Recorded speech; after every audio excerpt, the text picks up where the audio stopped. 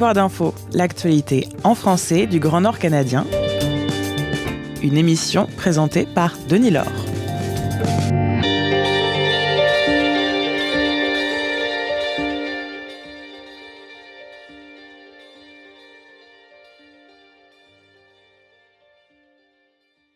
La GRC de Yellowknife lancera d'ici le 31 mars une campagne de recrutement d'agents autochtones et fera réviser par des Autochtones son matériel de formation sur la sensibilisation aux Autochtones. C'est quelques-unes des mesures qui ont été annoncées dans une étonnante déclaration conjointe de la Yellowknife Women's Society, de la Gendarmerie royale du Canada et de la Fondation canadienne des relations raciales le 11 décembre dernier.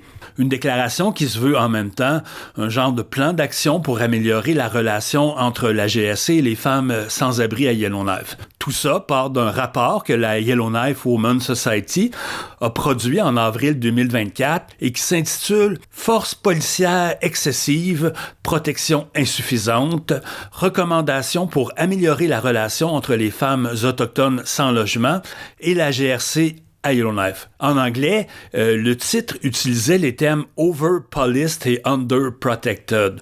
La force de ça s'est perdue dans la traduction, comme on dit. Surpolicé et sous-protégé, ça dit pas mal tout ce qu'il y a à dire. D'ailleurs, le mot « surpolicé », ça existe en français. Enfin, donc, un rapport de 93 pages qui dit en substance que la GRC de Yellowknife doit en faire moins et le faire mieux. Le rapport dénonce le racisme et le sexisme systémique au sein de la GRC, le manque de ressources, le manque d'imputabilité institutionnelle.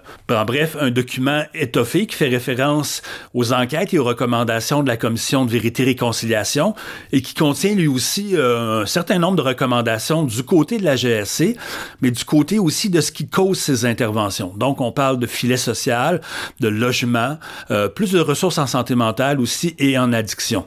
Du côté de la GRC, certaines des recommandations ont été acceptées, mais pas toutes. Selon la directrice générale de la Yellowknife Women's Society, Renée Sanderson, l'implication de la Fondation canadienne des relations raciales a beaucoup contribué à concrétiser ces recommandations-là. Yeah, back when we had released the report, Over-Policed, Under-Protected, we had met with the RCMP and some of the community organizations. D'abord, on avait rencontré la GRC et quelques-unes des organisations communautaires et les conversations n'allaient pas vraiment bien, alors on a quitté la table de concertation. Ensuite, nous avons rencontré par hasard des gens de la Fondation canadienne des relations raciales qui étaient venus à Yellowknife. Ils nous ont proposé de venir à la table des concertations sans rien promettre, mais en disant qu'ils pourraient aider.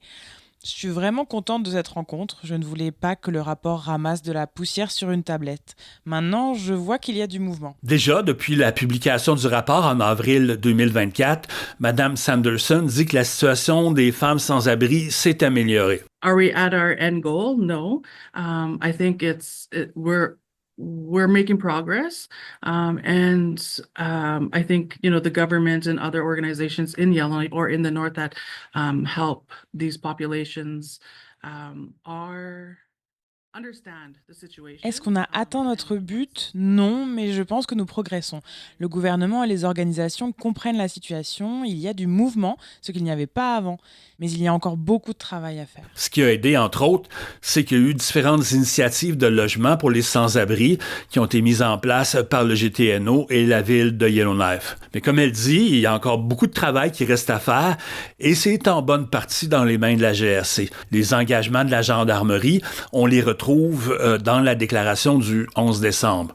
Une trousse d'informations sur les droits de la personne et la Charte canadienne des droits des victimes doit être largement distribuée d'ici le 15 février 2026. Des aînés, des jeunes et des membres de la Yellowknife Women's Society vont assister, on le disait tantôt au début, à une formation simulée de sensibilisation des agents de la GRC aux réalités autochtones. La GRC avait personne de disponible pour une entrevue, mais on m'a quand même dit que les gens allaient pouvoir évaluer la formation et dire qu'est-ce qui doit être amélioré dedans. D'ici le 30 janvier encore, un des employés du détachement de la GRC à Yellowknife va être chargé de faire la liaison avec la Yellowknife Women's Society. Autre mesure, avant le 31 mars 2026, la GRC veut lancer une campagne de recrutement spécifique pour des agents autochtones, si possible des TNO. J'ai pas de cible, je sais pas le nombre d'agents, combien de femmes qu'on espère recruter, mais enfin, ce que je comprends, c'est qu'il y a déjà eu des agents autochtones à Yellowknife. Il y en a en poste actuellement au TNO ailleurs qu'à Yellowknife, mais il y a un problème de rétention. Sauf que c'est un problème partout au Canada, dans GRC, recruter des agents autochtones, ça a fait l'objet d'un rapport en 2023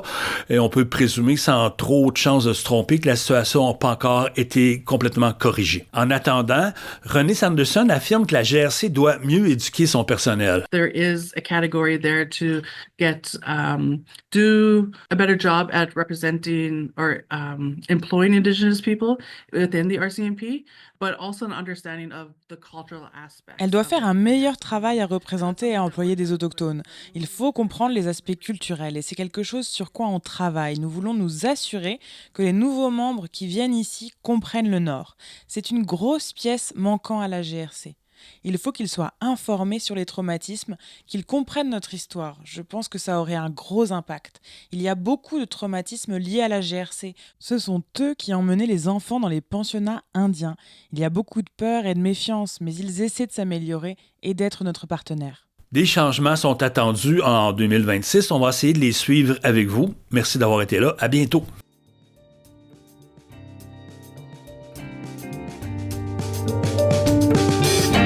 Territoire d'info, l'actualité en français du Grand Nord canadien, une émission présentée par Denis Laure.